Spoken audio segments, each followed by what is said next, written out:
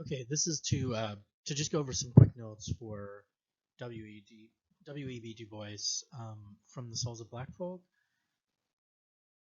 which is a book that's a collection of essays, one of Du Bois's earlier writings, and over the kind of time span for the course, I've used different readings and sections from Du Bois. So he's written quite a bit on education, and his views and perspectives changed a little bit over time. For this, I don't want to go too in depth over everything. I want to kind of lay out a little bit of his context, try to help you understand where he's coming from a little bit better, and then what I want you to kind of this reading really ties in with the reading on Brown versus Board of Education, so it should give you a better understanding of African Americans in education, basically from about the Civil War, up through the Jim Crow era. And this kind of sets the stage for that a little bit. So a little bit about the overarching, what I want you guys to know is the overarching argument or focus for Du Bois. Some of his kind of key themes that come up through the book, but are I think particularly relevant to the chapters we read. His perspectives on racism, prejudice, and then we'll talk a little bit about the specific context, like for African Americans' education following the Civil War. All right, so I want to give you a little bit of context for Du Bois, but this is really just a very sporadic overview. You could really go far more in depth. His lifespan was really a pretty significant, dramatic. He was born shortly after emancipation from slavery, and then lived right up until about the Dr. King's March on Washington. So he lived through the Jim Crow era and up until the modern civil rights movement. I'll just add that Du Bois is really probably one of our nation's most prominent intellectuals. I would say, along with John Dewey, he's somebody who, you know, intellectuals in universities in Europe and around the world, people would be familiar with him and his writing. He wrote a tremendous amount, um, made a tremendous contribution to our knowledge of Reconstruction history, sociology, philosophy, all those kinds of things. So, as you can kind of see, this is some of the context in terms of when Du Bois was alive. So I believe he was born in Massachusetts, but his mother moved to the South with him, and he was a very promising student. His dream was to go to Harvard. That was kind of out of the reach of a younger African male during that time period. His mother died early in his life, so his community actually took up a collection. They donated money and sent him to Fisk University, which is right outside of Nashville. So Harvard was sort of outside of his reach when he was a young man going to college. But he attended Fisk. And as a side note, I visited Fisk about I think 2 3 years ago, and I just there's tremendous history there and a number of wonderful things to see. But I remember just kind of walking around the campus, like looking for Du Bois's statue, and there's a statue of him kind of looking out over the campus. And I'll explain a little bit more about Fisk, because I want to talk a little bit about historically black colleges and universities, again, really briefly. But this was a historically black university, again, right outside of Nashville. This is during that time period. And I also want to mention, I'll show you his graduating class in a minute, but when he spent his summers, this is his actual teaching license, and like John Dewey was an actual teacher for a period of time, and so was W.B. Du Bois. He taught for a period of time in Tennessee, and I think this really kind of shaped his views. I think he saw that education was essential for empowerment and for development, but also I think realized contextually, it was very difficult in the position of a teacher to affect, to really have influence, and that's kind of what one of the chapters in the Souls of Black Folk is about. It's him reminiscing and thinking about his time as a teacher, and that sets up kind of the chapter. This is him with his graduating class of Fisk, and then basically he never lost interest in attending Harvard. He was the first African American to receive a PhD. And to give you an idea of how dedicated he was, he redid his entire. They wouldn't accept his transcripts from Fisk, so he redid his entire undergraduate over. And I always, like to have students kind of imagine if you were to graduate, walk off the stage, and then basically go do it all over again, just so you could go on to graduate school and at a different location. And he graduated. He spent time in Germany as a scholar. He was at Atlanta University um, for a period of time. He was a popular instructor. He was kind of as you might get from the reading, he was a bit of a fiery kind of orator um, stuff. So, and some of his contributions, and again, way too many to really sum up, but he started the oldest running publication for African American issues and African American rights, the Crisis, which is still in print today. Um, he's one of the founding members of the NAACP, and I think he was a very central figure in the founding of the NAACP. And he specifically wanted it to be a kind of more inclusive organization, and so that's why he founded with the National Advancement or Association for the Advancement of Colored Persons. That language was sort of specific for that. In one of his early studies, he wrote a tremendous amount of work on sociology, philosophy, history, psychology. But like for this work, he was at Penn for a period of time, and he did this extensive study where he I think he interviewed something like 9,000 people in Philadelphia, African Americans, and he really made this overwhelming case that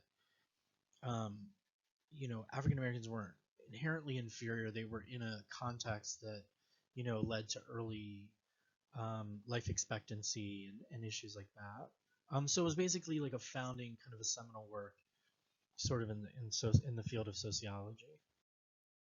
One of the ways to understand understand Du Bois is to contextualize him with Booker T. Washington, and this is probably the other, for his time period, most prominent African American civil rights leader of this time period. But there were two different philosophies, and in some ways you can. I always hesitate a little bit doing this, but you could kind of, in some ways, kind of look at what happened later with Malcolm X and Dr. King.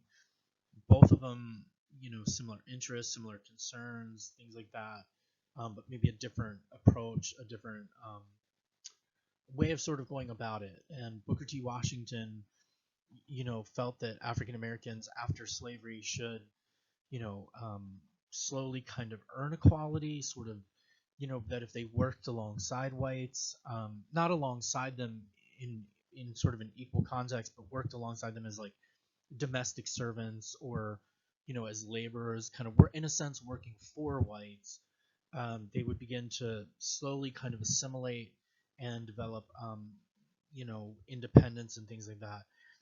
It's complicated because in Washington's time, of course, even this was kind of controversial. This was coming out of the period of slavery, um,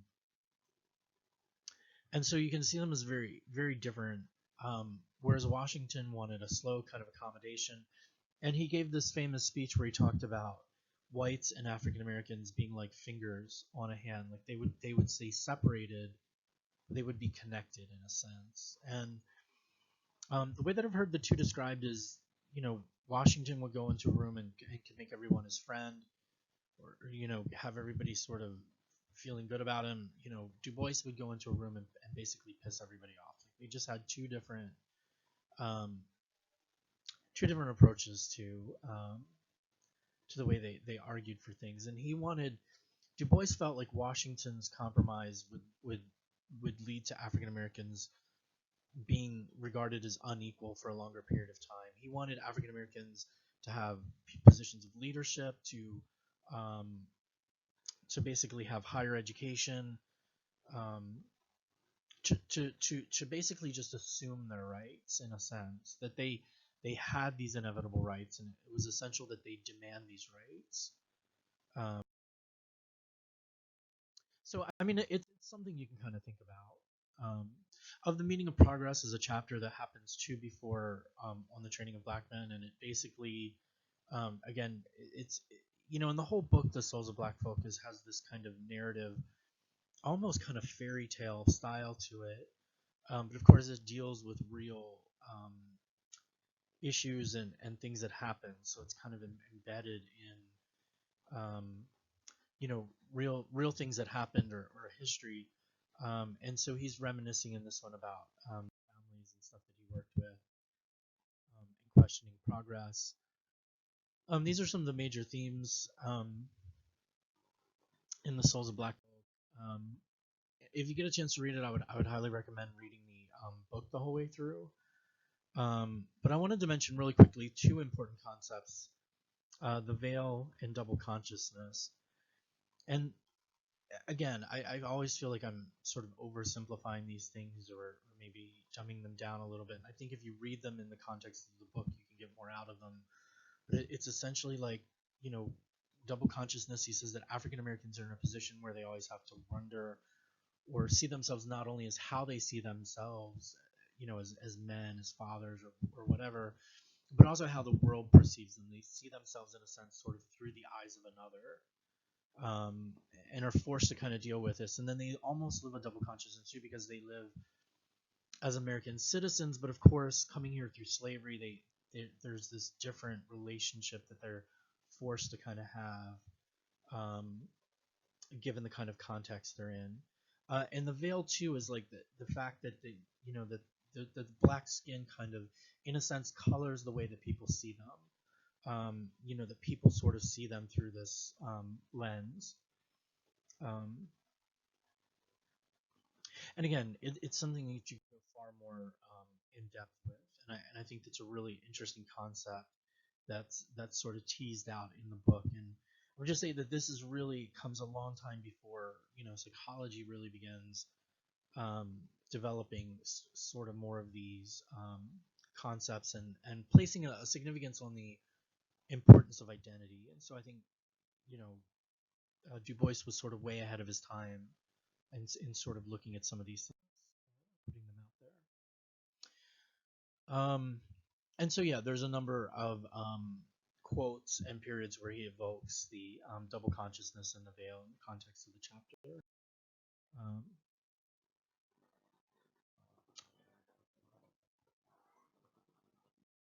so I thought I'd mention really quickly that I think if you happen to see the movie Get Out by Jordan Peele, that this movie,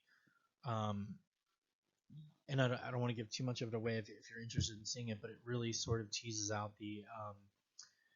it's almost kind of a play in a sense of the double consciousness, because that's the sunken place is kind of that situation of living completely subsumed, almost a kind of colonization of the body, sort of like slavery, but also psychologically sort of seeing through the eyes of another. All right. And I think there's a lot of other connections you can make through that movie to Du Bois. All right. These are two important things to know that after the decades after the Civil War, and I would suggest kind of combing through the reading and kind of making some notes. This will be important. Um, just to kind of sum it up, there were a number of initiatives for education for African Americans after the Civil War. There were missionary schools, um, um, that were set up. There were the Freedmen's Bureau, um, and a number of other approaches to basically providing African Americans who were freed slaves at that time with through philanthropy with an educational opportunity. And Du Bois says, look, it was sporadic and kind of dysfunctional in many ways, but at least it was sort of somewhat of a sustained effort to provide this. And two, what you have, after the Industrial Revolution, there was a push. When slavery ended, of course, the main focus in the South had been agriculture, cotton, things like that. There's a kind of a need to sort of reinvent the economy of the South after slavery ends, and introduce more industry. And as this happens, of course, African Americans are trained for, let's say, like low level manual labor, And so that too, I think, the industrial schools. I think Du Bois understood that it was kind of complex. Like on the one hand, to have people who had never had the opportunity to earn and to be independent and to provide, even in a sense for themselves, this emerging opportunity, you know, should be seen as somewhat positive, or that's a positive step in the right direction, maybe from slavery, and to some extent, maybe somewhat necessary in his eyes, but not the end point. And I think he worried in a sense that it would hold African Americans back, that if we only trained African Americans for work, that we were missing. And so there's a number of quotes to pay attention to in the reading where he says, you know, people are more than just their labor. You know what I mean? They're more than just material, like raw material, um, and they need to be seen as more than that. And so a number of critiques of industrial education, I think, following this time period. Um,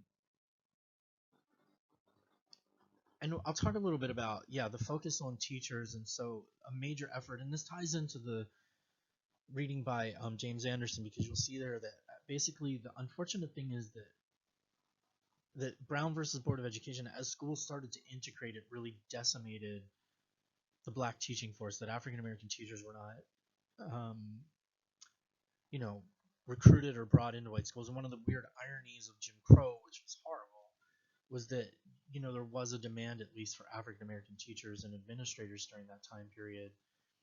Um, I always like to kind of point out that, of course, when we go back to the last slide, like the reason for education in the Civil War era, it was like the one thing you weren't allowed to do with a slave. I mean, they were your property. You had complete possession over them as a slave owner. The one thing you were only legally forbidden to do was to teach them to read or to educate them. That was the one limitation as a slave owner. So of course, to move from slavery, that post-slavery period, took a sustained effort. Those are just some questions. I'm just gonna kind of give away that I will have, I always have bonus questions, and so this wasn't explicitly referenced in the reading, but I always think it's really important for anybody who's going to be a teacher to kind of have a general idea of HBCUs, which stand for historically black colleges or universities. Um, there are a number of these, I think somewhere around close to 100, maybe even over that, around the United States. Again, this is a very brief overview, but they started as, most of them, all of them started as teaching colleges, for African Americans, following the Civil War, or at least that's kind of what gave birth to the HBCUs. Basically, the way they're classified is, and they received this classification in the 1960s. It was just any institution that prior to the 1960s had a legacy um, of serving or opening their doors to African Americans. Any school prior to that time period that did that is considered a historically black college or university. I sometimes think when they get mentioned, there's like a lot of ignorance and misunderstanding in the general public. Um, I really had thought about serious. I ended up going to a Hispanic serving institution, a predominantly Hispanic institution. It was about 75% Hispanic, but I really thought about going to Morgan University, which is a historically black college in Maryland, near where I grew up. And so, it's not that a lot of them today are even, well, some of them anyway today are, some of them are still predominantly African American. They have a majority African American population, but a lot of them still actually have a majority white population. So again, any university that served African Americans, it doesn't mean that that it only serves one population or the other. Just any school that has a history of serving African Americans. But again, some have remained predominantly African American, like Spelman, where Oprah went to school. Um, Fisk, that I mentioned, outside of Tennessee, or I'm sorry, outside of Nashville, in Tennessee, has remained predominantly African American. Um, Dr. King went to Morehouse. Um, the one in the bottom right hand corner is where my sister-in-law went to school, which is Howard University, which has a really good medical program. Um, So, and HBCUs still graduate a majority of professional African Americans in a number of fields. And so I still think they're incredibly influential and important to the United States and to our society. They often have a history of serving um, students with, financial need, things like that. So yeah, anyway, I just want you to be familiar. So again, Dr. Or W.E.B. Du Bois puts a major emphasis um, on universities and higher education for African Americans. Um, a need for African American professionals. Um, um, he points out the significance of education in dealing with racism. Um, that basically society and democracy. I think that it's a necessary aspect of that, along with eradicating racism, which is what he sees as one of the primary problems of that time period.